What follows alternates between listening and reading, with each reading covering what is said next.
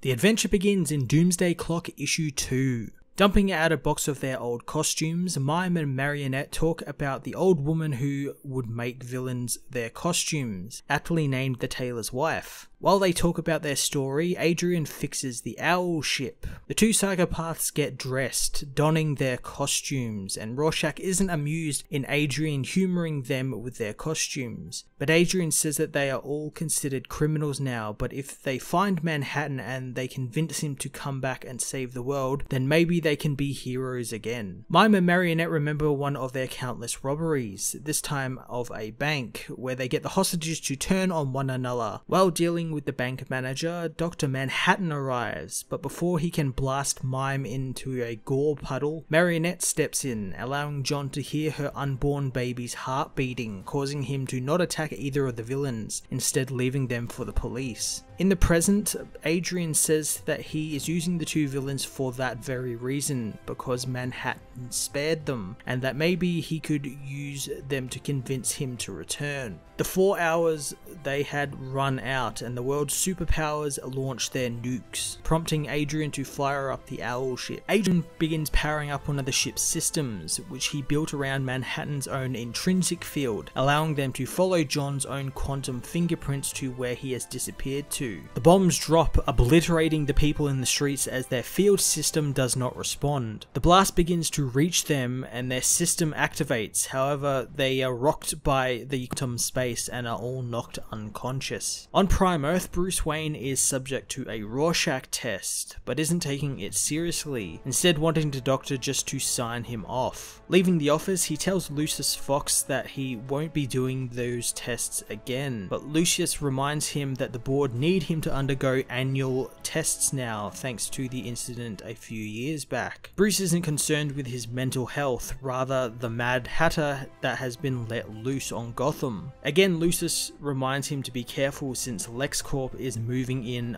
on his erratic behaviour and it could give the board enough to sell Wayne Enterprises to Luthor. Bruce says that Gotham needs Batman now more than ever, but Lucius isn't too sure, seeing as they are protesting Batman in the streets ever since the Superman theory emerged. As Lucius says the bat symbol has become a disease on the city, the owl ship comes crashing down into Gotham, landing in an abandoned fairgrounds. Waking on the ship, Rorschach learns that they have made it to the universe Manhattan is in, and now it is up to him to find him. Seeing that Mime and Marionette are out cold, Adrian cuffs them to the hull. Marionette awakes, saying that they had an agreement, but Adrian says that they need to stay on the ship until he and Rorschach have found John. Heading into Gotham City, Adrian and Rorschach are startled at how different, yet the same, this world is to theirs. Heading to the public library, they scan through the world's history, and they think that Manhattan may very well be one of the millions of masked heroes in the world. Adrian identifies two of the smartest men on the planet, Bruce Wayne and Lex Luthor, who they plan on approaching with their story in a hope that they will aid them. Deciding to split up, Adrian intends to meet with Lex while Rorschach goes to see Bruce Wayne. Heading to Wayne Manor, Rorschach breaks in and in the process eats Bruce's breakfast left for him by Alfred. Eventually, Rorschach finds his way into the Batcave, and while stopping some criminals, Batman is alerted to a break-in at the cave. At LexCorp, Lex finds Adrian waiting for him in his office. Adrian introduces himself as the smartest man on his Earth, but Luthor isn't interested, giving Adrian only seconds before security arrives. As Mime and Marionette free themselves from their cuffs, Rorschach descends into the Batcave as Luthor laughs off Adrian's story, saying he doesn't know how the smartest man in the world thought murdering 3 million people would solve world peace. As Adrian continues to try and convince Lex to aid him, someone tries to shoot him in the back, but thanks to his speed and agility he is able to dodge the bullet, which instead hits Lex. As Rorschach is confronted by Batman, Adrian confronts the gunman, who is revealed to be none other than the comedian, who says that this time he isn't drunk and this time he is ready for him. Doomsday Clock issue 2 was yet another fantastic and well-reserved issue in a series where any little change to this finely oiled machine, finely oiled story could absolutely destroy it, but Jeff Johns' has done it again, and I hope he just keeps continuing for the remaining issues. This issue in particular didn't mess around either, sending our Watchmen characters into the DC universe and sort of just getting straight into the story, which is really great. I also love the kind of casualness of it as well, with Lex just meeting Ozymandias, and it's not like some huge epic showdown that'll take place over multiple issues and the two fight and everything. It's nothing like that. They just sort of meet and just have a chat. That's basically all that it is. Same with like the Batman and Rorschach one. Like that one could have easily been handled with Rorschach having to dodge traps and then have to fight Batman in the cave, but he just sort of confronts Batman, and yeah, it's just really